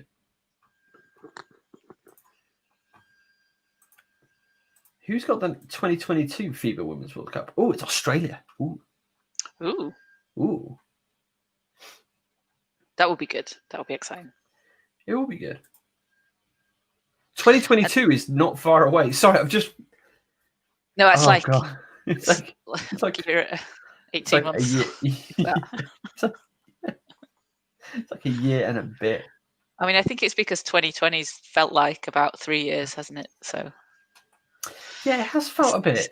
Felt a little bit long. It's not normal time, 2020. No. This series, so I had Seattle winning this in 4, and I don't think, like I've said before, I'd really like Vegas to win. I'd love Angel McCoughtry to finally get a championship. But I think if Vegas do lose this series, this is only going to fuel A'ja Wilson, and the great players, have to come up against some sort of adversity. They have to come up against some sort of thing to drive them a bit more. And I think if A'ja Wilson loses, and obviously the team in this series, I would not want to face Vegas next year. Vegas will be. I'm glad that you added that, and the team, because it's not just A'ja. And it goes right back to the very first question that we had from Darwin Paredes: is LeBron James the GOAT? Basketball's a team sport. Does one player exert more authority, or I don't know, put more into the game on one individual level because there are so few other players? Maybe, but it's a team sport, and everybody has to be working in sync and to a high standard. You cannot win a championship based on the efforts of one player alone. It's never been done. Don't try and pretend like it's ever been done, because it hasn't. In any men's, women's, children's, never been done. And the greatest players make their teammates better as well. 100%. 100%. As they Vegas just looks like they're getting out of the way of Storm driving. Like, I'm sure it isn't, but because obviously loads of skill going into what Seattle are doing and the off-ball movement to get Vegas players moving, as that is a broken that was play. a bad turnover. And that is opportunity for, I was going to say transition buckets, but Vegas got back on defense very quickly. So Vegas have Emma Cannon on court at the moment instead of Carolyn Swords, when she looks like she's in a slight mismatch with Natasha Howard there. I would have thought Carolyn Swords would have the size on her that they might have put her in. I mean, maybe they're worried about her her pace getting up and down the floor. Yeah.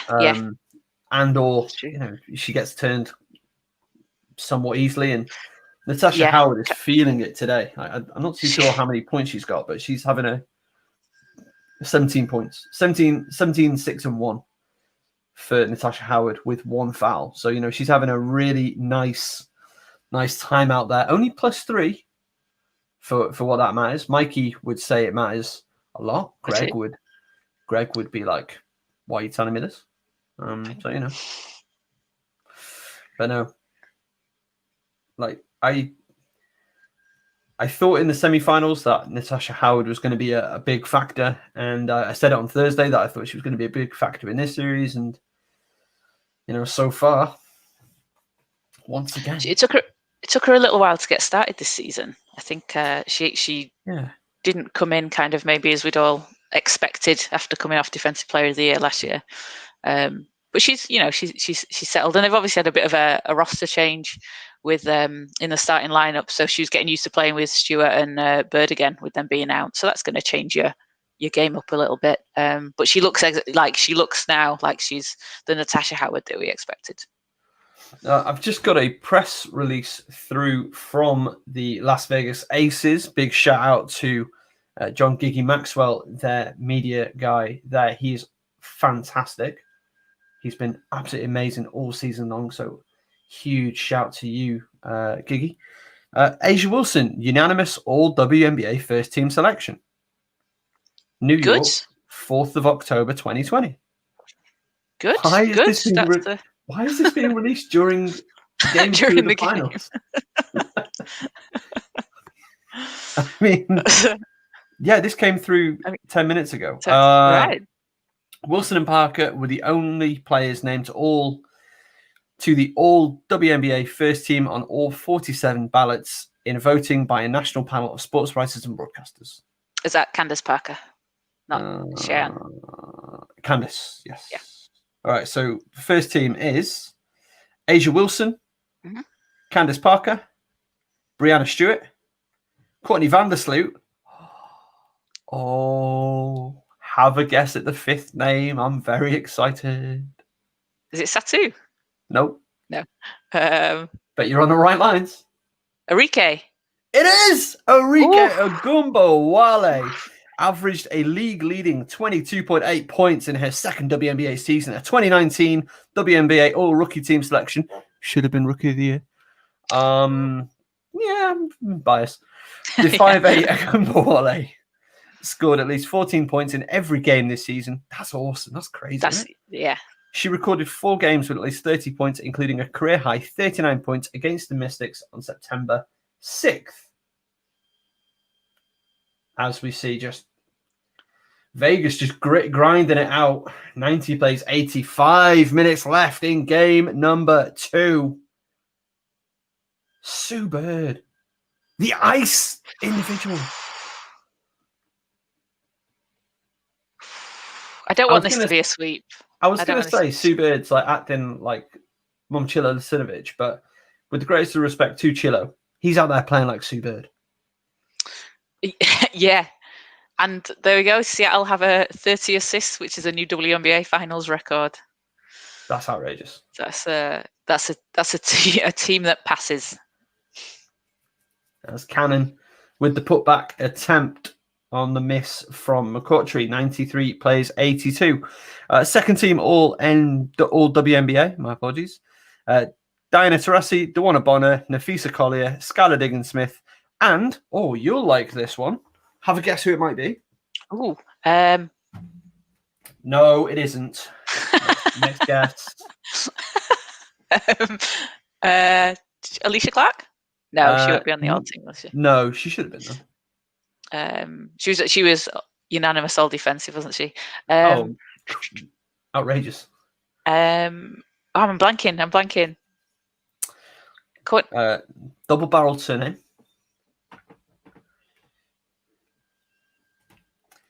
You said Skylar Diggins. Oh, Hines Allen. Yeah, Maisha Hines Allen. Oh, that's good. I love that. Runner-up for the Most Improved Player Award in her first season as a starter. 6'1" Hines Allen ranked 10th in the league in scoring, 17 points per game, and 5th in rebounding. Hey, that sounds to me like an all WNBA player. If you are in the first team, you get $10,300. If you're in the second team, you get $1,150. I mean, I know we were just talking about this. It just seems so little, but that's okay. Oh, okay. And now I know why I got that email from the Aces. I've just got every single team pretty much. Just emailed me that same press release. Vegas just got there first. On the ball.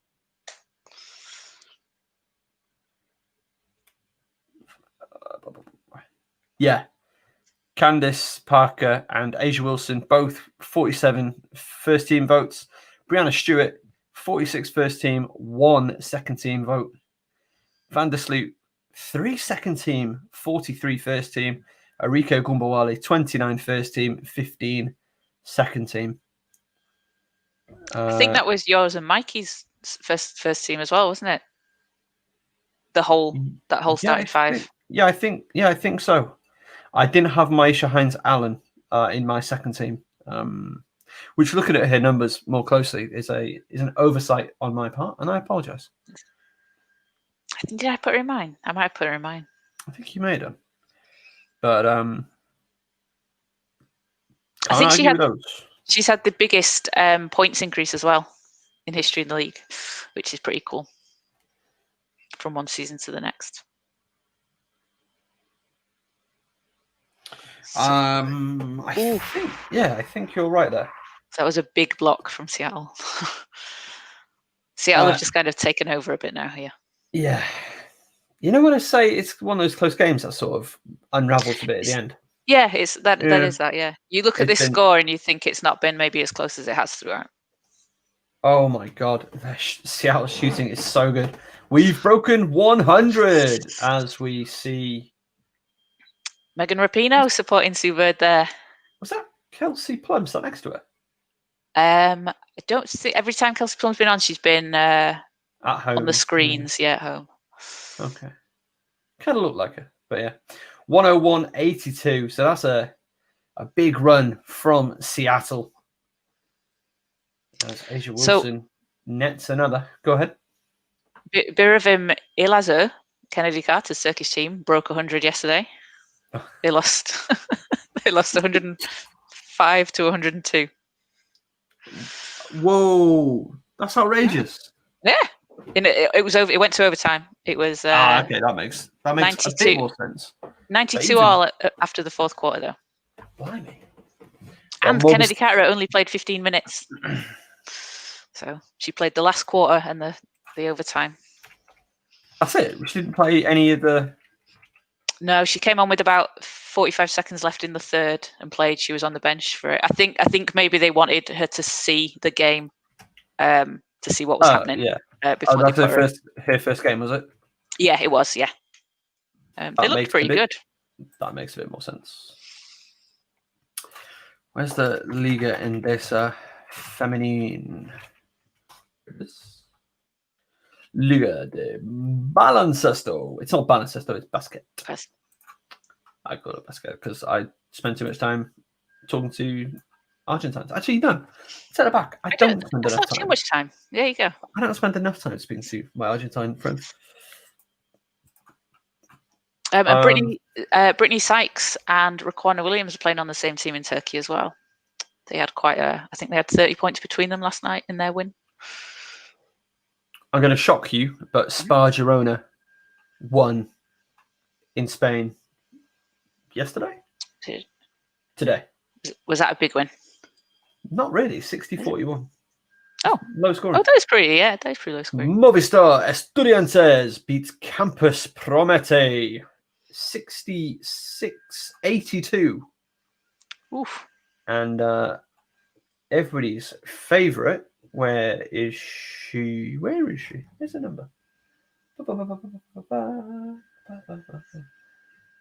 Why can't I find Melissa? There she is. Melissa Paula Greter. I like the inclusion of the middle names on the 6 points. The international Box 6 score. points. 6 points. 10 assists. Ooh, nice. 5 rebotes. 5 rebounds. I don't know what BR means, unfortunately. But there's Blocks? 3 of those. Oh, maybe not blocks then. Maybe not. She is Unless the tallest player in she's the world. bouncing. She's quite bouncy. She's pretty bouncy. But yeah, I'm such a massive mark for Melly Greta. Mark being a fan in wrestling terminology. But yeah, so Movistar won. I need to get myself a Movistar jersey. They look absolutely glorious. Nice. I mean, could you imagine? Right? You know, just placed there, just strategically placed next to the Racing Club jersey, obviously. Yeah, and then get Hannah Shaw next to it as well. You can have your wall of jerseys. My wall of awesome jerseys. Paul Pierce up there. Yep. Get the Cambridge City basketball jersey up there.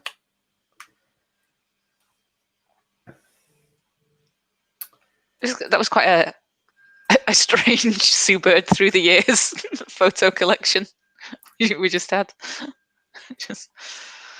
Oh, they've taken a point off Seattle. Seattle have been downgraded to just 100 points. But Brianna Stewart is fouled. And what? But why is Brianna Stewart still playing with 2 minutes to go in a 16-point lead? It looks like well, I think Seattle have just made 4 substitutions, or they're trying to. But they've got to wait for the free throw. Free throw is made. Everybody daps up. Brianna Stewart, Sue Bird leaves. Natasha Howard leaves. Alicia Clark stays on because she's outrageous. Jewel Lloyd leaves. Do we get to see some Ezzy Mabega? Which would be, I think we have. So Ezzy's had a really good rookie season as well. She's not played like too many minutes compared to a lot of players, but she's had a really efficient season. She was playing pro in Australia last year.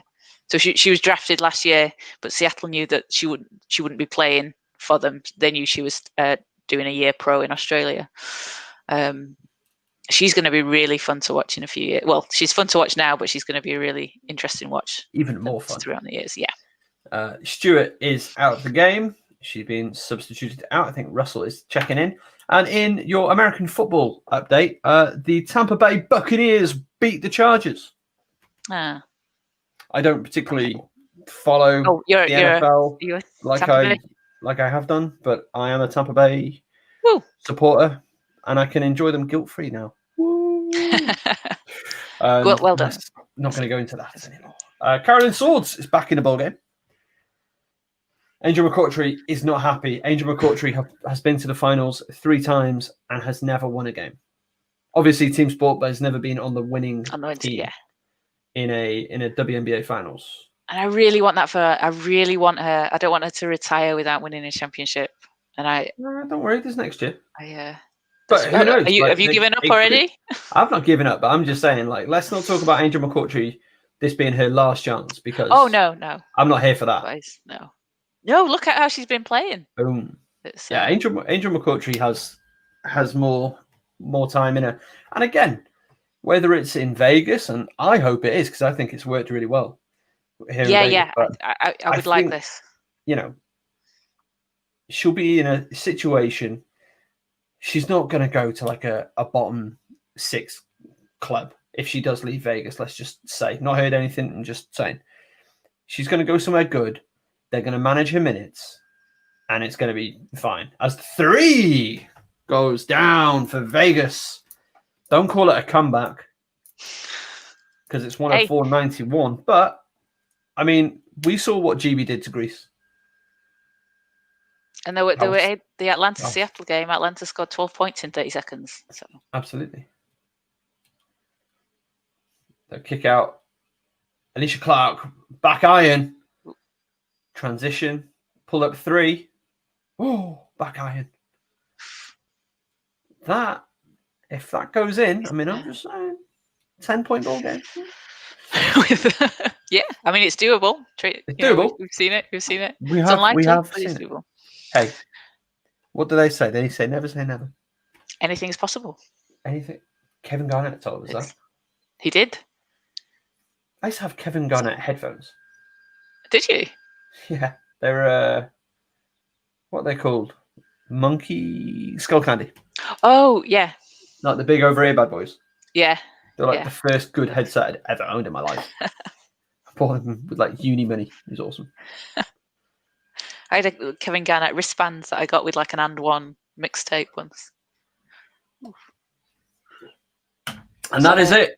That is the final score. Seattle win game 2. They are 1 game away from the WNBA championship. That is at silly o'clock Wednesday morning, 1 a.m. tip-off, I think. Maybe midnight our time. Seattle win 104-91 over the Las Vegas Aces. It's a scoreline that in some ways flatters Seattle and is harsh on Vegas. But, I mean, that was a dominant final quarter from Seattle. Caz? Yeah, definitely. And I just think this, the experience of Seattle and the fact that they've kept such a core of the team together, I really think it's benefiting them in games like this, especially close games as well, because they've got that rhythm. They know what they need to do, and they can do it, and they've done it. So if they do it one more time, they've got their 4th title for the franchise. Sue Bird's 4th title. Brianna Stewart's 2nd. But I hope Vegas have a strong game on Tuesday night, Wednesday night? Sorry, Tuesday night, Wednesday morning. Yeah, so it's October 6th at 7 Eastern. Justine coming in there. Good game, good chat. Justine, you've been a huge part of this. Thank you so much for being involved. Very good game. I don't know, can we put that into... Is this going to be a game that people are going to watch back down the journey? I think they might do.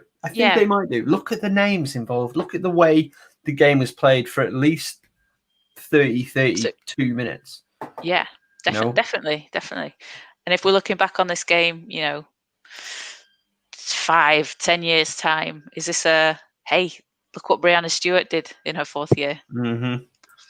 Look at this. I mean, this Seattle team are Seattle itself, the franchise, are quite a dynasty. We were talking about this the other week, weren't we? The players that they've had and the players that they've had throughout the years on this team, they're special to watch. So I'm just looking at the shot charts right now. Both sides shot really efficiently from the floor. Seattle were 57% from the floor. Las Vegas were 52% from the floor. For me, that is 2 teams that just shot the lights out. For a team to go over half from the field, I think that's great, isn't it? No, it is. And I think Minnesota, this is what happened to Minnesota as well. In their games against Seattle, they shot really well. It's just Seattle managed to shoot even better. Even better, yeah. Seattle with 11 from 3. If I've counted that correctly, Vegas 8 from 3. 8 free throws made. 8 threes made from Seattle is just. Who are you? What have you done with our Seattle? Sorry, with our Vegas. My apologies. So Vegas, I think we're only averaging like one or 3 3-pointers a game. Like even maybe they weren't even taking that many. No. And they're making them, and that just shows how difficult it is to play against the Seattle team. Vegas are doing the things that they didn't do in the regular season. They're doing it well, but they haven't won. And while still performing well inside, 52% shooting inside, 42% from beyond the arc. That's just ridiculous. Like, what's that? 50-40. How many from the line? 100% from the line. So they're in the 50-40. You're in the 50-40-90, and you haven't been able to win. They had 34 rebounds and 29 assists. So they had steals, 15 turnovers. That's the one thing. 15 turnovers, and that's gonna get you. Let's see what the points in transition were. Oh, you don't tell us that because 29 assists. It just said as well 30 assists that Seattle had broke the record. So they could have easily have broken the record. Both teams have the same record in in the game. And That's crazy. That final quarter was only a 6-point differential. It felt like a lot more because of the the game story, but yeah. What was Seattle's turnover? 10. 10. turnovers. Right, that's yeah. I mean, it's not a massive difference, is it? 15, but you have to convert off them, which is the stat we don't have. Two blocks recorded by Vegas, 5 recorded by Seattle. So that's where those turnovers come from. Yeah, It's the 5 block shots, 6 steals, and then there have just been a few bad passes in there. So I mean, if you're getting 5 blocks in a game, I mean, bloody hell, who's getting those blocks as well? It was everybody. Howard had 2, Clark had 1, Stewart had 1. Yeah, that's 5. Did Asia have the 2 for Vegas? She did. She did indeed. I mean, that's an interesting game of basketball that we've just seen. Like, I feel. Look, I'm going to be completely straight up and honest. I feel kind of flat after that, only because there's only one more. There may be only one more left because I suppose that's what last means. Yeah. Vegas have just played one hell of a basketball game. They've played about as good a game as you can play. And they've still lost by 13 points. What are you meant to do with that? Yeah. And how do you take that into the next game, knowing how you've played? That's quite a tough ask, isn't it? That is a tough ask. But maybe Bill's got some answers. Let's hope he does. This Seattle team are tough. They are tough. The Seattle team they're just something else, aren't they? Yeah, they are. 5. And they could quite easily go unbeaten through the last 6 games. They absolutely could. I don't know. We'll see. One more game. Definitely confirmed. We'll see what happens. Again, on the 6th. So it's going to be it's going to be midnight on the 6th. So midnight Wednesday morning rather. And then hopefully 2 more games. So hopefully we may be able to do this again next Sunday. Regardless of what happens, we will be back Thursday evening with the FocusHoops WNBA show. It's going to be Daz, it's going to be Caz, and who knows who else we will have for the journey. And then who knows what the future has in store for your Thursdays. I think what we'll probably have, Caz, as we discuss our plans on the air, I think it's going to be one more FocusHoops WNBA show to properly round off the year and look into the preseason. And then the week following sees the launch of something very exciting. Something a bit special. Something a little bit spicy. The Caz and Daz show, Women's Basketball Weekly on FocusHoops, brought to you by Notch, the mark of achievement. Again, link is in the comments. I'm going to pop the link in the description as well once this is... Oh, I can do that now. Oh, look at this. Oh. We also put the music. Again, just doing this on air. Don't worry about it. It's behind the scenes. Behind the scenes. A look behind the curtain here. Actually, just whilst we're on that, the music is by our intro and outro music is a song called Damage by Ryan Little. Highly recommend you check out Ryan Little's work. As Ishmael Fontaine rightly says, this song slaps. All of his songs slap. So do check them out. Ryan Lewis, super talented musical producer. So that's going to do it for tonight. Thank you so much for being along with us for what has been a historic and exciting Game 2 of the 2020 WNBA Finals. let's pray. Let's hope that we've got 3 more coming up. It's going to take a lot.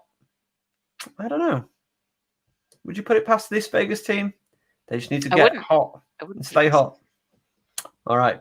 We'll see you on Thursday. Caz, thank you so much for joining us as always. Thank you. And thanks for everyone's questions. Yeah, absolutely. Thank you for everybody who got fully involved. It's been awesome. We're going to leave you with a different end slate to usual. Get you ready. Look at that.